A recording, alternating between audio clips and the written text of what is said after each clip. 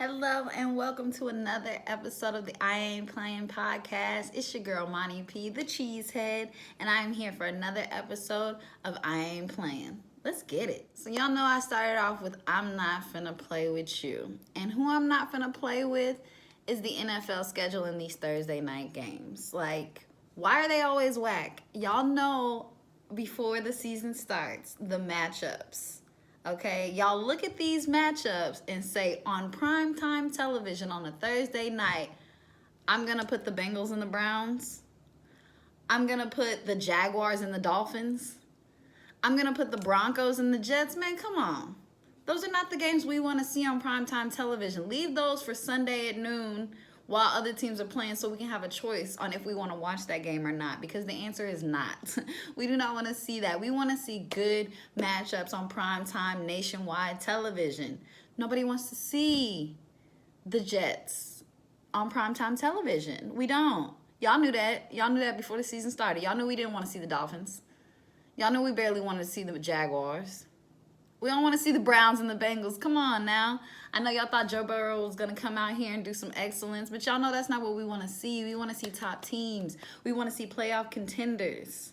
We don't want to see the bottom of the barrel on Thursday nights. NFL, I'm tired of this. We said this last season.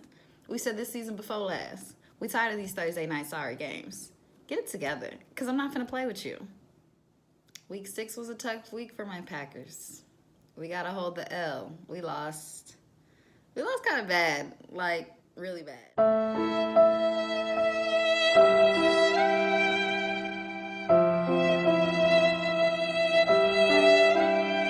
To the Tampa Bay Buccaneers, but like I said last week, though, I had us losing this game. When I looked at the schedule in preseason or whenever it was released, I looked, saw the bye week, and said, we're going to lose that game against Tampa Bay. Because I don't know why we always have the bye week blues. After the bye week, we come out playing like a JV high school team. It never fails. Like, I don't get it. I don't get why when we get that little rest, especially if it's early on in the season, we come out and we play like Poochies. Like, straight basura. Oh, it was so hard to watch. Aaron, once he threw that pick 6, it's like his head was out of the game. And he can say all day that he doesn't pay attention to the media. He doesn't listen to what people are saying. But I think all that talk about, oh, who's the list of quarterbacks with no turnovers so far in the season? Aaron, that's the list. Like, there were so many graphics and pictures and people posting about his ability to not turn the ball over that as soon as that pick 6 happened, boom. My man's was out of the game. He never came back. He never recovered from that for the rest of the game. And you can't do that. When you're an elite quarterback in this league, you can't do that, Aaron. And you know better than that. And it's like the whole rest of the team was in such shock, they forgot to play. The O-line, woo, where was y'all at? Did y'all forget that there was a game? Did some of the O-line not travel to Tampa Bay? Because Aaron had not been touched that much all season. Aaron had not been sacked like that all season. Now, Tampa Bay's front defense is amazing. They did a damn good job. But that makes me worry for other teams that have a good front seven. Like, we don't have all these kind of injuries to the O-line. We're not the Philadelphia Eagles. We got to get better than that. We got to know how to play against top defenses and not crumble, because there was a complete breakdown. O-line, basura, Aaron. After that pick 6, basura, like, there's too much emphasis on how well Aaron was doing on that ball management that once he got a little shake, rattle, and roll, it was over. So, but I think it was a fluke, So long as we don't wear those throwback jerseys, I think we'll be fine. That's another game that I know as soon as I see us in that navy, in that nasty tan, it's an L. I don't know why we can't play in them uniforms, but we just need to burn them things, because it's never a good game whenever we're wearing those. Please do not let us wear those against the Bears, because let me tell y'all, I don't want to hear Bears fans, because y'all think y'all something. We'll get to that later. But, I mean, I'm not I haven't lost faith in my Packers. We had a good momentum swing going. I feel like the bye week was in the worst possible time after we're clicking off of wins and looking amazing on offense, and everything is going as well as it's going, to have to take a break. And then, we come out and we play like trash. And it hurts. But, we're fine. I still know that we're better than the Niners. I still know that we're better than the Buccaneers. When it comes down to it in playoff time, we're better than the Buccaneers. Definitely. We're better than Seattle. We are. I don't care what their record is. We're better than them. And we will play like that. We beat them last year in the playoffs when people were saying that they were the team. Now the Niners, I know they got Jimmy back, but we are better than them. So, it's a loss. Like I said, I had us going 13-3 in the beginning of the season. This was one of the L's I expected us to take. I got cocky because I thought, we were on a roll and playing great. But at the end of the day, I know my team. And I'm confident in my team. Go, Pack, go. We're still the best in the NFC. Other notable headlines in the NFL, after last week and going into this week 7. Y'all gotta stop hyping these Chicago Bears. Oh my gosh. Like, y'all really are trying to make the Bears seem like Super Bowl contenders. And and I know that the Bears are who we thought they were. The Bears are who we thought they were. The Bears are not an elite team in the NFL right now. I know they are playing some good ball, but just because Nick Foles took over for Trubisky does not mean that they are top tier. They are the Bears. They still got to see us twice. And let me tell you something. I got a whole family full of Chicago Bears fans. They from the South Side. And I can't wait to rub it in, rub it in. Y'all, they barely made it past Atlanta. Barely, okay? I'm trying to tell y'all, do not hype these boys up to make them think that they are better than they are, because we will wax that ass, I promise you. Now, actually, I have us going 1-1 against them because everybody knows that the Bears-Packers is such a contentious rivalry, the oldest, nastiest, meanest, ugliest rivalry in the NFL is Bears-Packers. So with us playing them twice within a couple of weeks at the end of the season, I know my guys. We're going to win the division. Mark my words. So we're going to look, unless we have to win those games to win the division, we might win both. But I know how we are against them. I know that it's going to be close games, but I was going 1-1. I would love for us to go 2-0. They're not better than us. Period. Also, there's a lot of hype around these Pittsburgh Steelers. Yes, they are undefeated, but they playing them Titans this week, okay? The Steelers will hold that L. They're going to be the first ones to hold the L. I feel it in my bones. I see it in the team. The Titans and the Chiefs are the top of the AFC.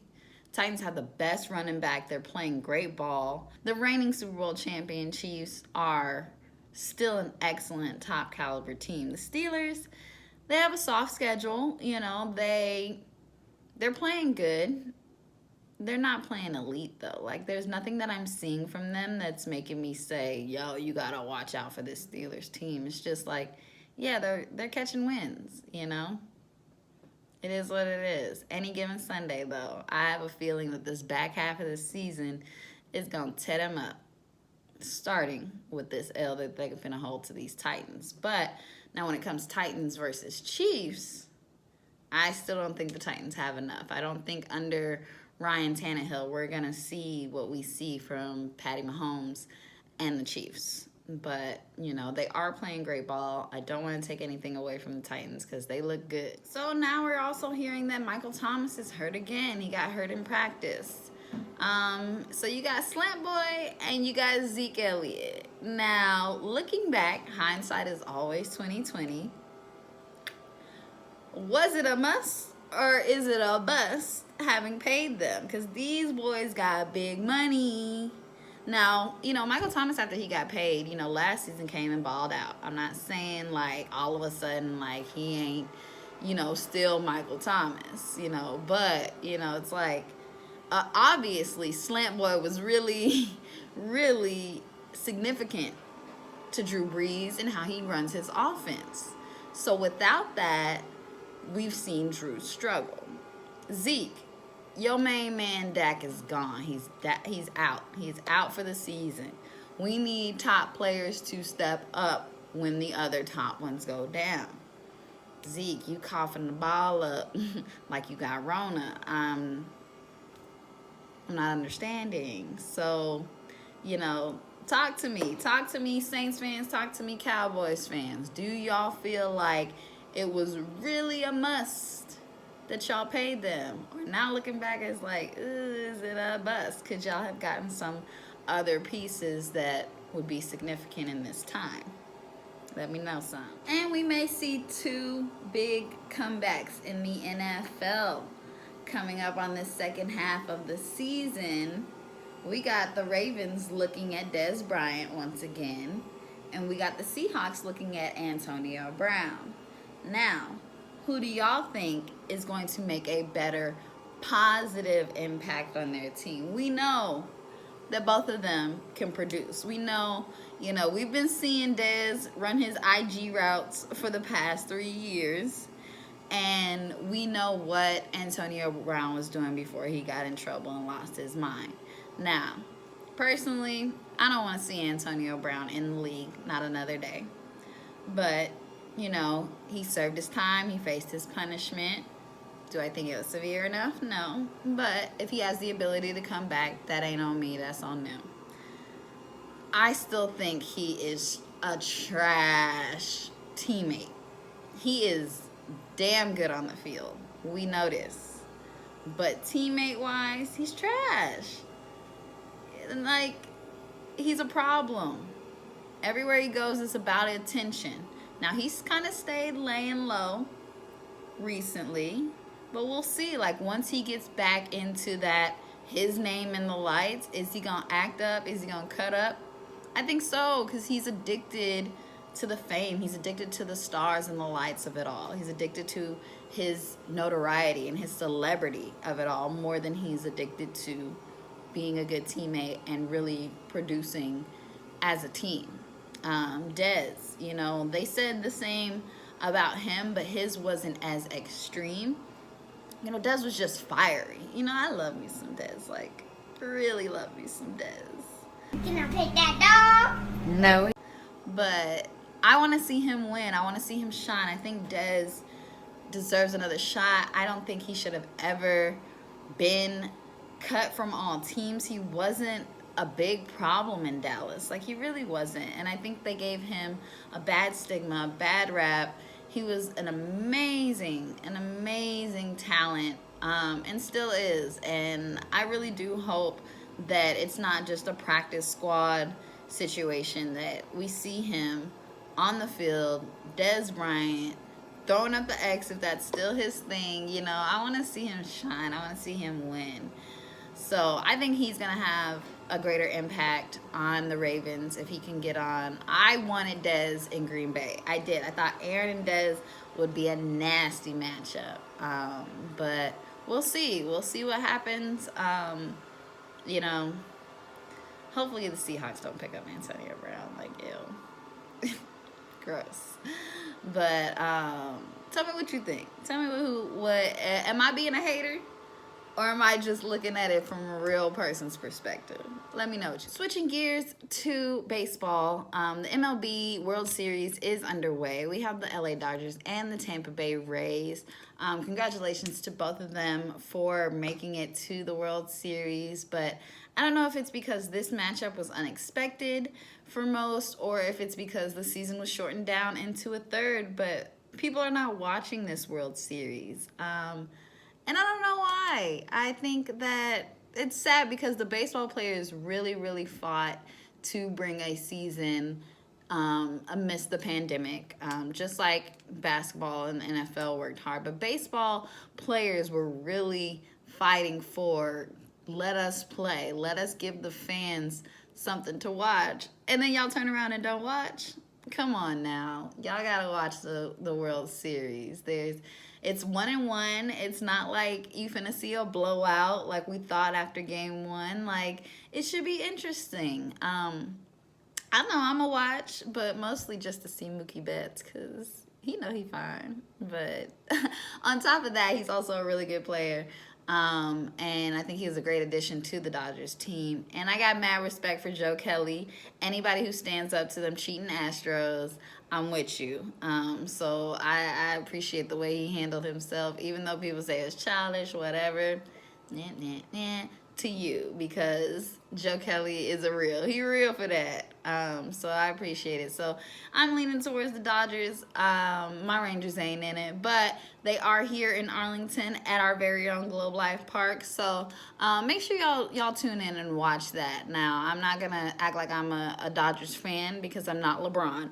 Okay, I'm not going to sit here and have 17 teams under my belt. Like, dang, LeBron, come on. You can't be every team's fan that's doing well. Like, sometimes you just gotta say congratulations to y'all, but you can't be in their gear. Like, how many teams' gear do you have?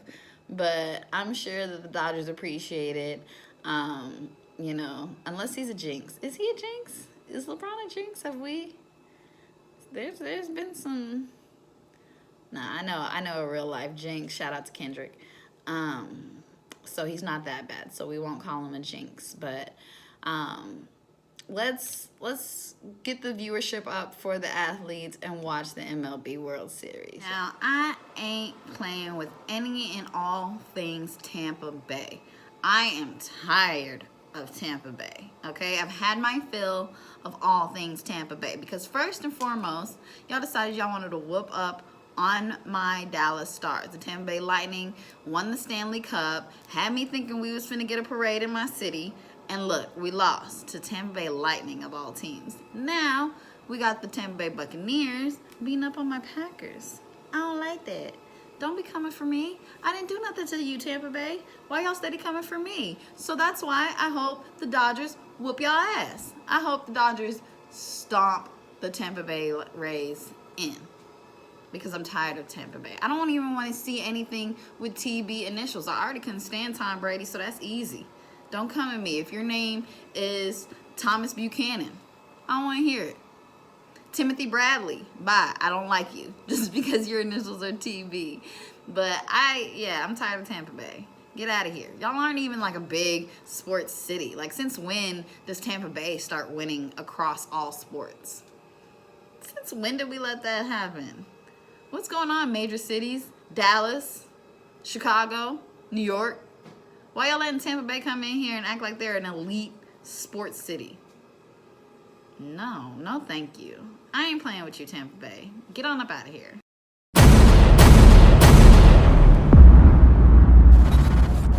I ain't playing.